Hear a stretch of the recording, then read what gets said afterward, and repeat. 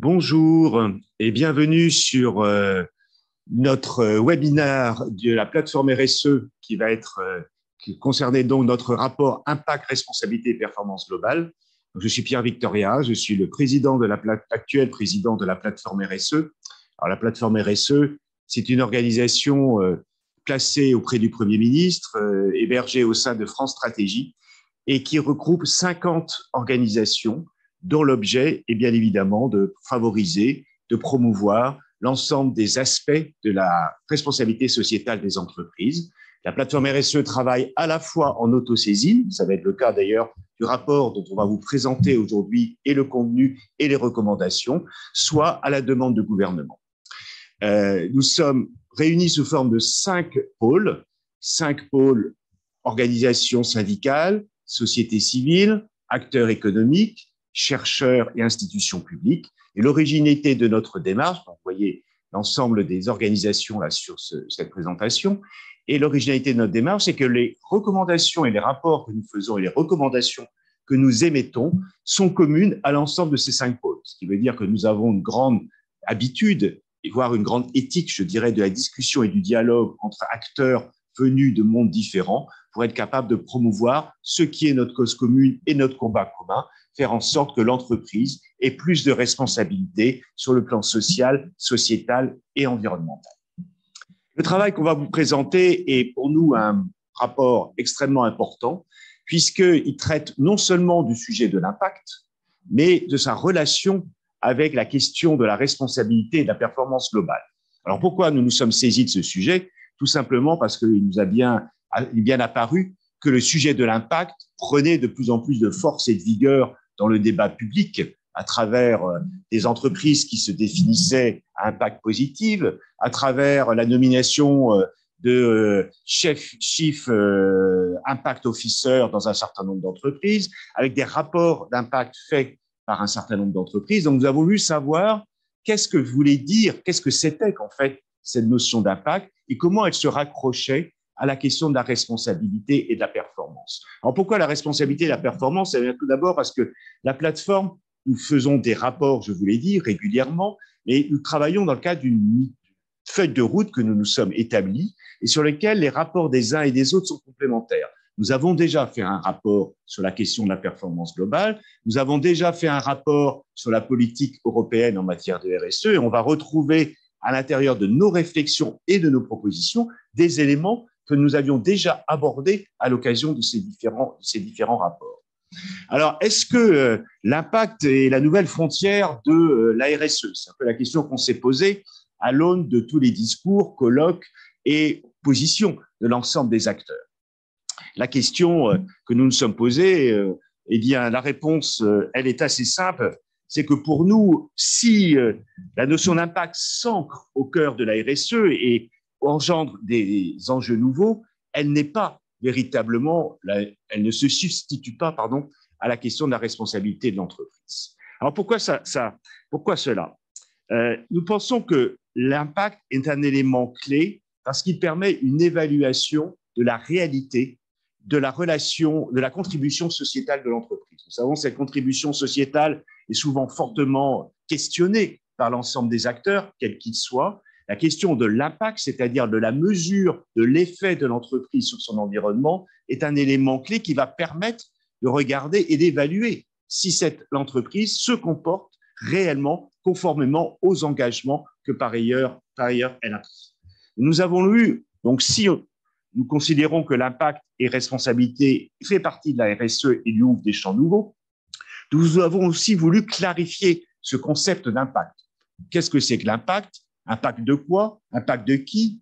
Marine, à côté de moi, y reviendra tout à l'heure. Ce qui est certain, c'est qu'il ne suffit pas de parler d'impact.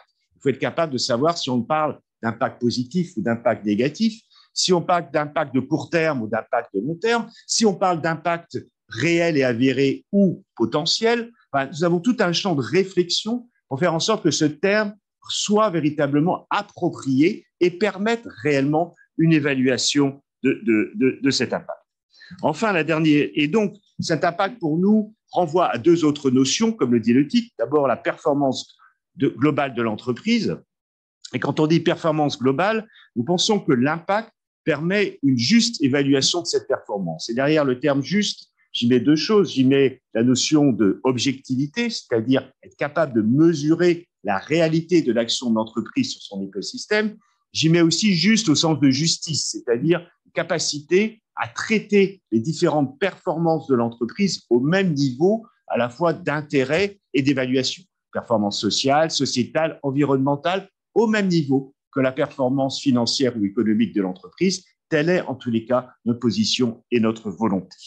Enfin, je finirai juste pour vous dire que ce travail s'inscrit dans une démarche plus globale dans laquelle nous nous sommes profondément engagés, c'est-à-dire la question de la durabilité des entreprises. On y reviendra avec l'impact, normalement, aussi au niveau européen. Ce qui nous importe, et c'est comme ça que nous avons conçu ce travail, c'est que ça soit une pierre, une contribution à la question de la durabilité de l'entreprise, c'est-à-dire qu'est-ce que c'est que l'entreprise dans le monde de demain, qu'est-ce que c'est l'entreprise dans la société de demain.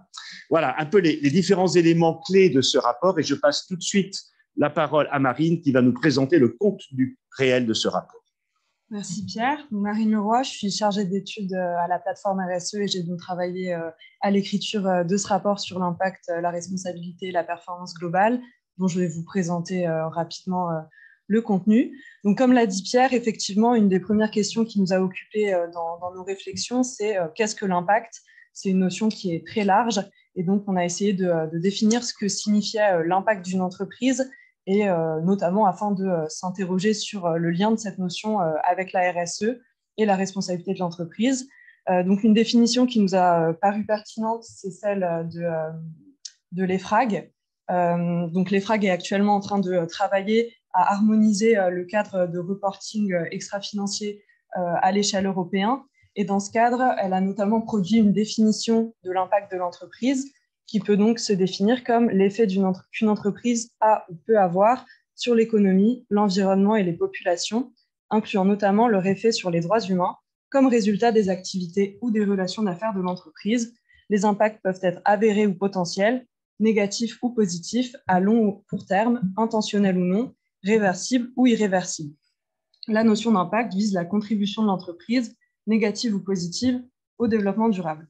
Donc, l'intérêt de cette définition, c'est de montrer la richesse de la notion d'impact qui recouvre une pluralité de dimensions, donc économiques, environnementales et sociales, ce qui est directement en lien avec la responsabilité sociétale de l'entreprise. Donc, à l'origine, la notion d'impact, elle était déjà maniée par les pouvoirs publics, notamment dans le cadre d'évaluation de l'efficacité des programmes de politique publique. Donc, c'était un outil d'aide à la décision afin d'affecter correctement les deniers publics. Et elle a également été utilisée par les acteurs de l'économie sociale et solidaire afin notamment de valoriser leur impact social pour communiquer avec des investisseurs ou les pouvoirs publics et attirer des investissements et des subventions. Et en fait, elle a été petit à petit appréhendée par les acteurs du monde financier et économique qui se sont notamment saisis de cette notion face à une demande croissante d'une multitude de parties prenantes. Donc, il y a effectivement eu un appel de la part de nombreuses parties prenantes de l'entreprise pour qu'elles intègrent une dimension plus forte d'utilité publique et qu'elles embrassent donc un rôle élargi. Donc, il y a d'abord eu une impulsion de la part des organisations internationales. Donc, on peut penser aux objectifs de développement durable de l'ONU qui visent entre autres les entreprises. On peut également penser aux 10 principes du pacte mondial qui visent à aligner les pratiques des entreprises, notamment afin qu'elles réalisent les objectifs de développement durable. L'Union européenne également a impulsé des politiques dans un grand nombre de secteurs, un mouvement qui s'accélère avec la taxonomie verte et les discussions autour d'une éventuelle taxonomie sociale. C'est également un besoin qui a été exprimé par les consommateurs qui sont en quête et en demande d'une transparence accrue de la part des entreprises et qui demandent en fait des données concrètes et objectivées sur l'impact de leurs produits et de leur activité. Et donc, dans ce cadre, se sont développées des pratiques comme celle de la finance à impact. Donc, la finance à impact, ce sont des produits financiers qui visent simultanément à combiner rentabilité financière et réalisation d'un impact social ou environnemental positif. Donc, pour accompagner tout ça, le législateur a mis en place de nouvelles exigences. Donc, on connaît depuis maintenant plus d'une vingtaine d'années des réglementations qui visent à augmenter la transparence, donc depuis la loi NRE en 2001 jusqu'aux directives NFRD et CSRD, donc afin de clarifier en fait l'impact et la responsabilité des entreprises sur l'environnement, sur la société, et également des réglementations qui visent en fait à ancrer la notion d'impact d'un point de vue plus conceptuel. Donc, au niveau national, on peut penser à la loi Pacte qui introduit donc 3 modifications assez importantes. Donc, tout d'abord, elle modifie le code civil pour y intégrer la prise en considération des enjeux sociaux et environnementaux dans la gestion des sociétés. Elle introduit également la possibilité d'inscrire une raison d'être statutaire et enfin d'opter pour la qualité de société à mission. Donc c'est vraiment une réforme qui vient ancrer la notion d'impact et de responsabilité dans le code civil et dans le code de commerce de manière forte. Donc on voit que c'est vraiment un parti pris conceptuel important qui va au-delà de simples normes de reporting. La directive CSRD également introduit une notion importante dans le cadre de l'impact, qui est celle de la double matérialité. Donc, en fait, la directive CSRD, c'est la directive qui complète la directive NFRD en matière de reporting extra-financier. Donc, elle vise notamment à harmoniser le cadre européen et à élargir le champ d'application de ces obligations. Et dans ce cadre, elle pose un paradigme fort qui est celui de la double matérialité, qui s'oppose donc à une conception de simple matérialité. Donc la simple matérialité, c'est la matérialité financière. En fait, on va demander à l'entreprise d'être transparente sur l'impact de son environnement sur ses performances, notamment financières. Donc l'exemple typique de la simple matérialité, c'est par exemple les stress tests qui sont réalisés par les banques. Voilà, tel événement climatique va avoir telle conséquence sur la rentabilité de tel investissement et donc impacter les performances financières de la banque. Et en fait, la double matérialité, elle va au-delà de cette simple considération du risque pour la performance de l'entreprise, mais elle demande à l'entreprise d'être également transparente sur les conséquences de son activité à elle sur son environnement, qu'il soit environnemental, social ou économique. Et donc, c'est une conception plus globale de l'entreprise et des conséquences de son activité en l'intégrant dans l'interaction en fait, avec son environnement naturel, social et économique. Et donc, c'est un débat qui polarise conceptuellement en fait, le monde du reporting actuellement entre une conception européenne qui prône cette notion plus globale de double matérialité, qui permet sûrement la réalisation d'un idéal de durabilité plus abouti, et la conception plus restreinte et anglo-saxonne de la simple matérialité, qui est notamment portée par l'ISSB. Donc, on voit qu'il y a une montée en puissance de cette notion d'impact qui est portée par une pluralité d'acteurs de différents types. Et c'est donc une composante qui est désormais intégrée par les entreprises pour penser leur activité. Et donc, dans le cadre de nos travaux, on a voulu notamment penser le lien entre impact et responsabilité. Comme le disait Pierre en introduction, est-ce que l'impact est une nouvelle frontière? Est-ce que ça vient nourrir cette notion de responsabilité sociétale de l'entreprise? C'est plutôt le choix qu'on a décidé de faire.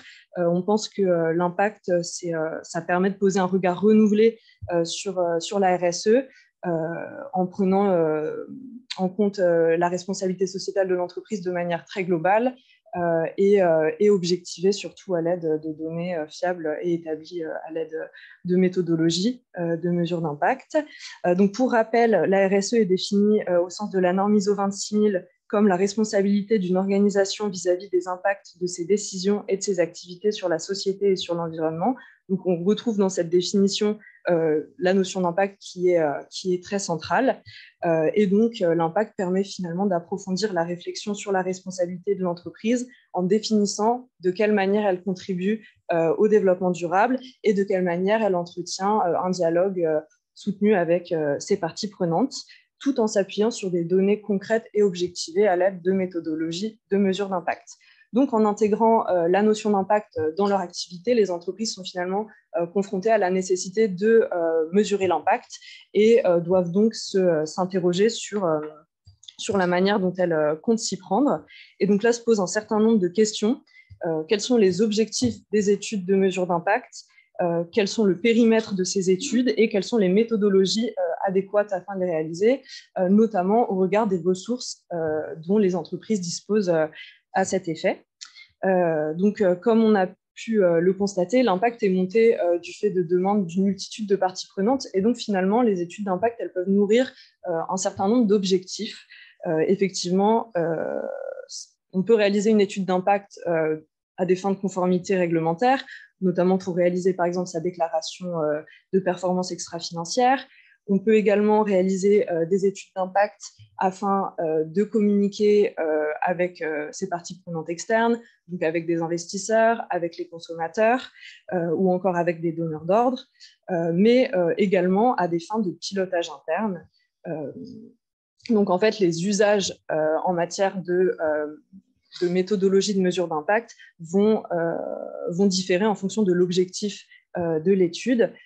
Et ce n'est pas le même type de méthodologie ni de même ressources qu'on va attendre, car en fonction de l'usage qu'on va vouloir faire de la mesure d'impact, on n'attend pas nécessairement la même fiabilité ni la même transparence des données. Si on utilise la mesure d'impact à des fins de pilotage interne, on va peut-être préférer des méthodologies plus simples mais moins fiables afin de pouvoir les actualiser rapidement. En revanche, si c'est pour communiquer ou pour réaliser des déclarations de performance extra-financière, on va préférer des mesures qui soient plus fiables et plus transparentes.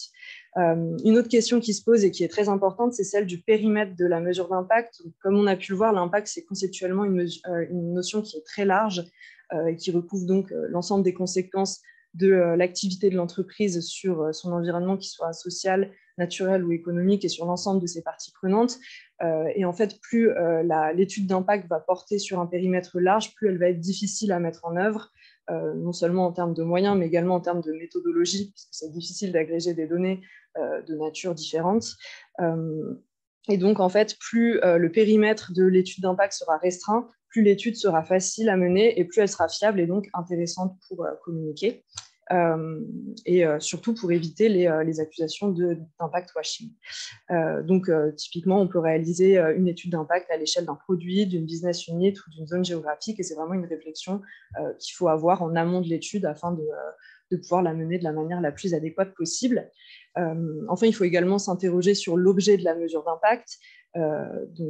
S'agit-il de mesurer l'impact environnemental, donc de réaliser par exemple un bilan carbone, un bilan biodiversité? S'agit-il de mesurer l'impact social, par exemple en déterminant des taux de réinsertion ou des taux d'emploi de personnes en situation de handicap, ou encore de déterminer un impact territorial, par exemple en utilisant un taux par rapport à la création d'emplois à l'échelle d'un bassin économique.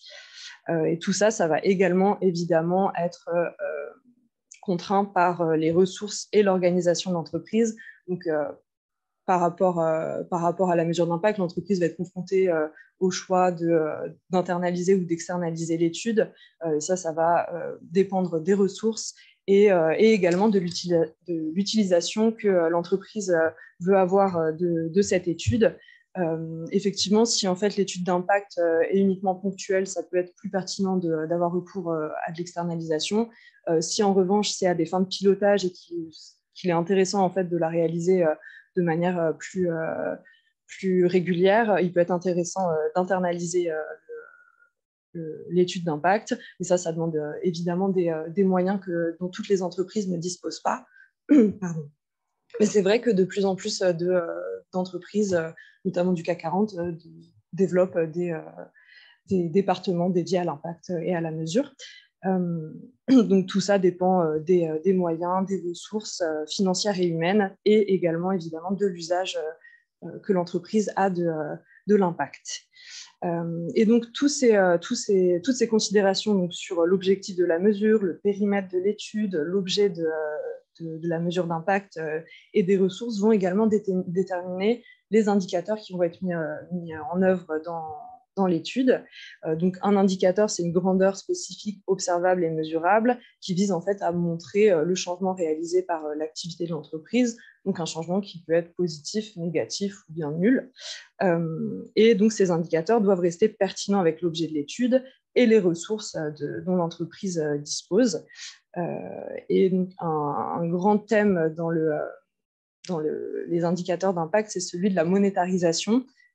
il est possible d'utiliser des indicateurs de type monétaire. Donc, la monétarisation, ça consiste à attribuer une valeur monétaire à des conséquences sociales ou environnementales des activités de l'entreprise. Et c'est intéressant parce que ça peut permettre la comparabilité de certaines données avec des données financières et donc permettre que certaines considérations pèsent plus dans les décisions stratégiques et offrir des meilleures possibilités d'arbitrage en mettant en valeur certaines données. Après, ce sont des méthodes qui sont assez critiquées parce que méthodologiquement, ce n'est pas possible de tout valoriser de manière très juste ou très précise. Et c'est également critiqué d'un point de vue conceptuel. Certains soutiennent qu'il est impossible d'attribuer de valeur monétaire à la destruction de l'environnement, par exemple. Donc, c'est des méthodes qui peuvent présenter un intérêt certain pour établir des décisions stratégiques, mais qui présentent certaines limites et donc qui doivent être maniées avec une certaine prudence. Donc, la notion d'impact, elle vise surtout à être ancrée au cœur de la stratégie de l'entreprise. Il ne s'agit pas de mesurer l'impact uniquement pour faire de la mesure et pour communiquer, c'est surtout pour penser l'activité de l'entreprise dans le cadre de la transition et pour essayer de développer des modèles d'affaires plus durables. Et donc, mesurer l'impact, ça permet à l'entreprise d'identifier et de définir sa contribution à la société. Et donc, ça sert de support pour optimiser les impacts positifs et réduire les impacts négatifs, ce qui permet de penser une performance plus globale. Une notion dont Pierre parlait en introduction. La performance globale, c'est donc une vision élargie de la performance de l'entreprise qui dépasse la simple performance financière en intégrant la création de valeur sociale et environnementale. Et donc, dans ce cadre-là, la notion d'impact et de performance globale interagissent ensemble. Et il est donc crucial d'intégrer la notion d'impact au cœur de la stratégie de l'entreprise pour tendre vers cet idéal de performance globale et de développer des modèles d'affaires plus responsables. Donc, pour intégrer justement cette notion d'impact au cœur de l'entreprise, il est très important qu'elle soit intégrée au cœur de la gouvernance, parce qu'il faut porter cette notion par le haut, non seulement en pouvant discuter des impacts environnementaux et sociaux dans les instances stratégiques de l'entreprise et que ce soit vraiment des considérations qui soient intégrées aux décisions stratégiques, mais également pour porter en fait idéologiquement ce concept dans la culture d'entreprise et que, entre guillemets, elle ruisselle par le haut à tous les échelles de l'entreprise pour notamment donc imprégner la culture d'entreprise et ouvrir de nouvelles perspectives de dialogue stratégique. Et donc, pour ce faire, pour ancrer la notion d'impact au cœur de la gouvernance, il est possible notamment, et c'est ce qui se fait beaucoup au sein du CAC 40 par exemple, de créer des comités qui sont dédiés à l'impact ou encore d'adopter une raison d'être, statutaire ou non, ou de choisir d'opter pour la qualité de société à mission si la société répond aux conditions posées par la loi. Et finalement, donc la notion d'impact, elle doit toujours être intégrée à l'entreprise de manière adaptée. C'est vrai qu'aujourd'hui, les grandes entreprises ont bien appréhendé cette notion, comme Pierre l'expliquait. Des postes de Chief Impact Officer ont été créés, des rapports d'impact sont publiés, etc. C'est une notion qu'on entend de plus en plus et des moyens importants y sont dédiés parce qu'à la fois, ce sont des obligations légales et elles disposent des moyens humains et financiers pour le faire. Mais il faut que cette notion reste accessible à tous, notamment aux TPE et aux PME, et que les méthodologies soient donc, que des méthodologies adaptées soient donc développées afin qu'elles puissent continuer de s'en saisir, parce que leur impact est également extrêmement important dans le cadre de la transition écologique. Et il faut donc veiller à ce qu'elles puissent appréhender ce concept qui est intéressant pour elles également, notamment pour qu'elles puissent jouer le rôle qu'elles ont et qui est crucial dans le cadre de la transition, notamment à l'échelle territoriale. Je vais laisser François présenter les recommandations sur lesquelles on a travaillé. Merci Marine. Je suis François Moreux, vice-président de la plateforme RSE. Ce que je voudrais maintenant, c'est pour couronner les explications qui ont été données par Marine, vous présenter les 10 recommandations que nous avons préparées. 10 recommandations, ce n'est pas un hasard, c'est un objectif qu'on s'est fixé depuis plusieurs années. C'est la première fois que dans un rapport, on se limite à 10 recommandations, mais qui sont très fortes et qu'on a voulu qui soient en accord avec effectivement tout le chantier qui est abordé. Si fait que chacune de ces recommandations fait corps avec le texte, en fin de compte, de ce rapport. Tout d'abord, on pourrait dire que dans ces 10 recommandations, il y a une unité générale. Il y en a 7 qui sont adressées aux entreprises, une au pôle des chercheurs et enfin une autre, pour la terminer, au pouvoir public. La première recommandation, elle veut se dire de saluer la démarche de standardisation effectivement européenne à travers les normes SRS. Ça, c'est quelque chose d'important pour nous, puisqu'on y reprend la notion de double matérialité définie par cette directive CSRD, qui a été exposée par Marine, et qui répond aux besoins de clarification de la notion d'impact, avec une mise en œuvre qui soit adaptée, comme l'a dit Marine, à toutes les entreprises, donc vers aussi les TPE. Concernant l'ensemble des mesures qui sont adressées aux entreprises, tout d'abord des mesures d'impact, avec la définition d'impact telle qu'elle a été citée, présentée par l'EFRAG, n'utiliser le terme impact qu'en précisant le périmètre, par exemple dans le domaine environnemental ou social, la gouvernance, comme ça a été précisé, et d'adopter une approche systémique, prenant en compte les impacts de l'ensemble des domaines définis par la norme ISO 26. La seconde de ces recommandations sur le périmètre, ce que nous avons identifié, c'était de s'intéresser aux impacts des activités de l'entreprise tout au long de la chaîne de valeur, impact sur les sites et aux biens et services sur l'ensemble de leur cycle de vie. Et là, je vous invite à aller regarder dans ce rapport les pages 52 à 54 qui sont destinées à l'analyse de cycle de vie. Enfin, la troisième de ces recommandations sur le périmètre, c'est d'identifier la contribution aux ODD, ce qui est extrêmement important, objectif de développement durable, et leurs cibles, notamment d'ancrer leurs actions en fonction de la feuille de route de la France pour l'agenda 2030. Ensuite, nous avons identifié 2 recommandations qui ont trait à la pertinence, la robustesse et la fiabilité de la mesure d'impact.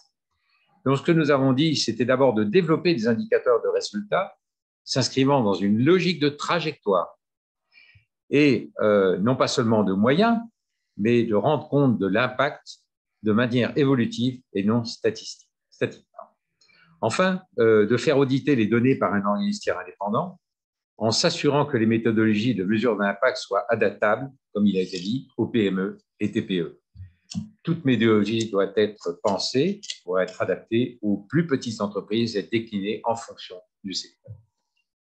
Ensuite, les recommandations 7 et 8 font appel, en fin de compte, à l'intégration de la notion d'impact au sein de la stratégie et du pilotage de l'entreprise. La 7, c'est de renforcer le dialogue social au sein des instances de représentation du personnel, ainsi que le dialogue avec les parties prenantes externes afin d'identifier les conséquences matérielles de leur activité au sein du sens de l'analyse de la matérialité. Et là, je voudrais citer qu'en ce moment, il y a des négociations paritaires interprofessionnelles qui ont trait, j'allais dire, à la transition écologique et le dialogue social. Donc, ça fait résonance par rapport à ces travaux en cours. Ensuite, c'était de mettre en place des pratiques de gouvernance permettant la prise en compte de l'impact au plus haut niveau de l'entreprise afin de la diffuser à l'ensemble de l'organisation. Ce sont des points qui ont été soulevés lors de l'introduction. On peut regarder sur les pages 5-6 et aussi un peu plus loin dans le texte et à plusieurs niveaux, page 9, page 80. Dans la recommandation numéro 9, qui, elle, concerne le développement de méthodes de mesure d'impact adaptées, c'est une recommandation qui s'adresse au secteur des chercheurs.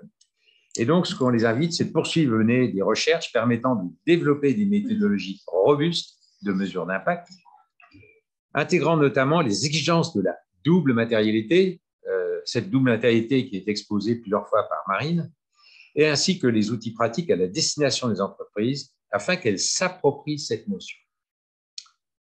Enfin, la dernière et 10e recommandation s'adresse en fin de compte au pouvoir public. Et ce que nous avons noté, qui est extrêmement important, comme il a été dit plusieurs fois et ce qui a été relevé dans les travaux, de porter une politique ambitieuse en faveur d'un modèle d'entreprise responsable, s'appuyant sur l'entreprise, sur l'expertise de la plateforme RSE et un bilan approfondissant et détaillant les modalités d'application de la loi Pacte, en particulier de l'article 1833 concernant la prise en considération des enjeux sociaux et environnementaux de l'activité de l'entreprise. Vous retrouverez ça, page 38 de ce document.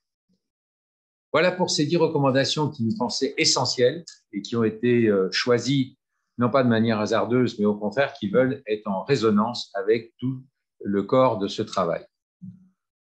À présent, nous invitons à répondre à vos questions à la fin de cette présentation qui a regroupé donc l'intervention de Pierre Victoria au niveau de la plateforme et de l'introduction de ce travail et des explications détaillées qui ont été fournies par Marie. Merci. Merci. Ben, écoutez, je crois que les questions affluent déjà, hein, avant même que François ait fini sa présentation. Merci François. Je vais vous en lire quelques-unes et on va essayer d'y répondre les uns et les autres, de façon plutôt dans un débat très ouvert, parce qu'on n'a pas nécessairement de réponse toujours précise aux questions que vous posez. La question, c'était pourquoi le sujet émerge-t-il maintenant? Quand le sujet est-il apparu? Et je rajoute aussi, quelle est la place de l'Europe dans ce questionnement? Alors, comment le sujet a apparu? À mon avis, le sujet, il est relativement ancien. Il est lié à la question fondamentale de la relation entre l'entreprise et la société. Donc, il participe complètement au mouvement, je dirais, depuis 2010, en gros, qui est de se reposer la question de l'entreprise actionnariale pour aller vers un modèle d'entreprise beaucoup plus sociétal et beaucoup plus inclusive, qui se traduit en France par la loi Pacte dont a parlé François, qui est censée, dans le fond, répondre à un certain nombre de questions. Et sans doute que, et par rapport à cela, des entreprises, et notamment les acteurs de l'économie sociale et solidaire, se sont définies, elles, comme des entreprises à impact, dans la mesure à impact positif, c'est-à-dire par rapport à des entreprises qui n'étaient pas nécessairement respectueuses de la question environnementale, voire de la question sociétale. Mais le phénomène accélérateur de ça, c'est sans aucun doute la politique européenne auquel on a largement fait allusion au cours de ce débat. C'est-à-dire que c'est bien la logique européenne est quand même assez claire dans sa volonté de construire un modèle de durabilité d'entreprise qui permet de concilier, voire de réconcilier les entreprises et la société. Ça s'appelle bien évidemment le Green Deal, ça s'appelle la taxonomie, c'est-à-dire l'obligation pour les entreprises de définir quelles sont les entreprises qui sont conformes aux objectifs environnementaux et celles qui ne le sont pas. C'est aujourd'hui le débat sur le devoir de vigilance européen, c'est-à-dire l'allongement de la chaîne de responsabilité de l'entreprise, notamment vis-à-vis de sa chaîne sous-traitance, c'est aujourd'hui l'émergence de critères de durabilité.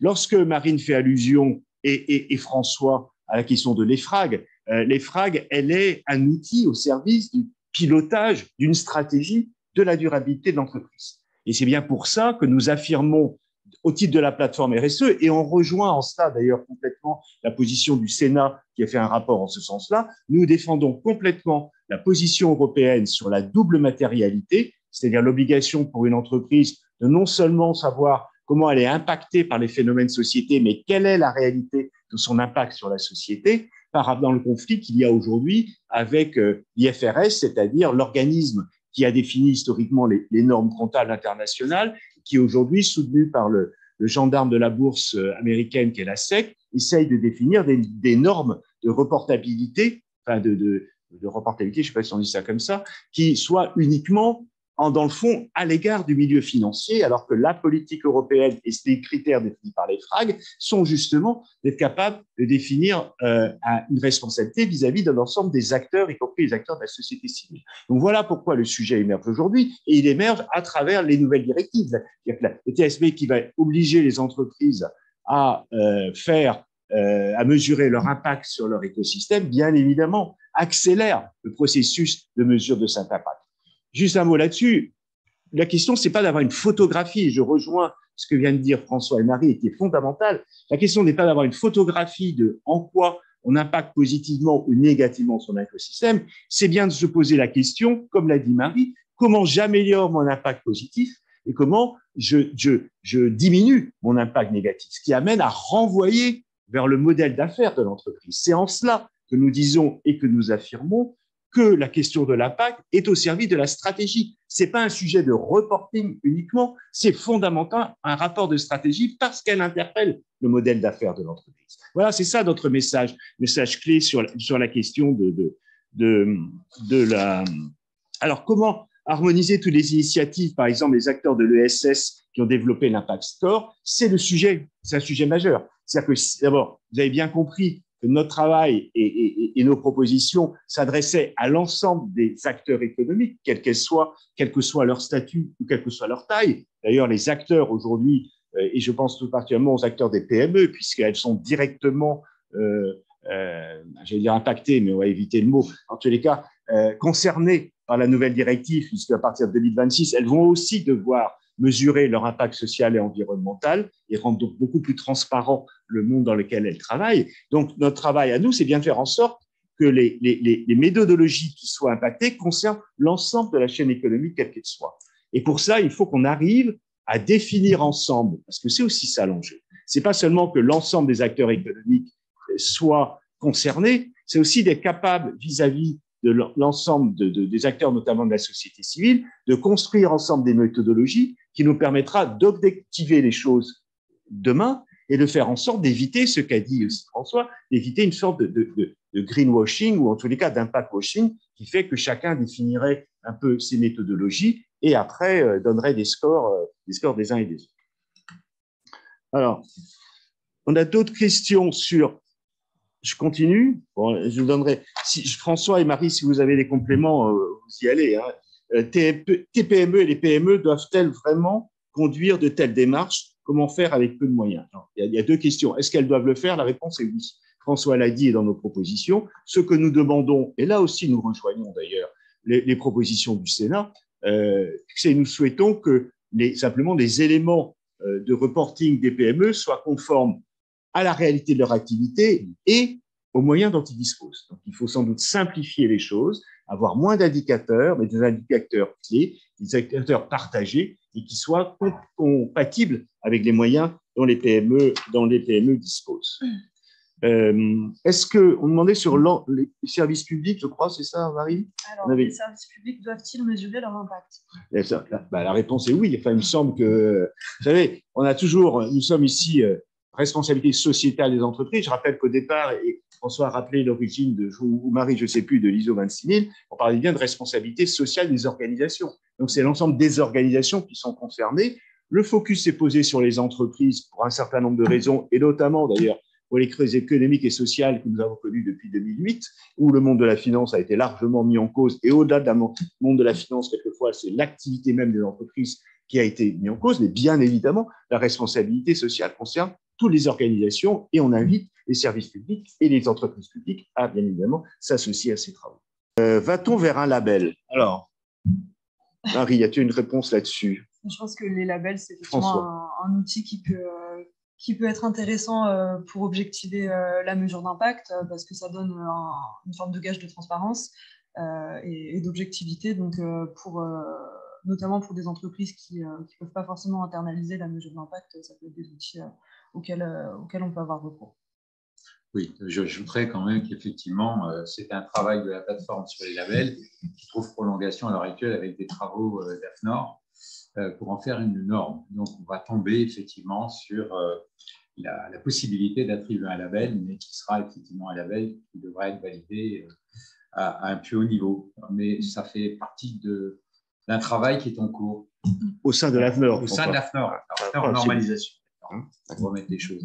Dans la même norme, j'allais dire, si je puis dire, il y a une question sur est-ce qu'une démarche systémique, qui est donc dans le champ de l'ISO 26000, est compatible avec la méthode de mesure d'impact? Et là, on va dire oui aussi, bien entendu.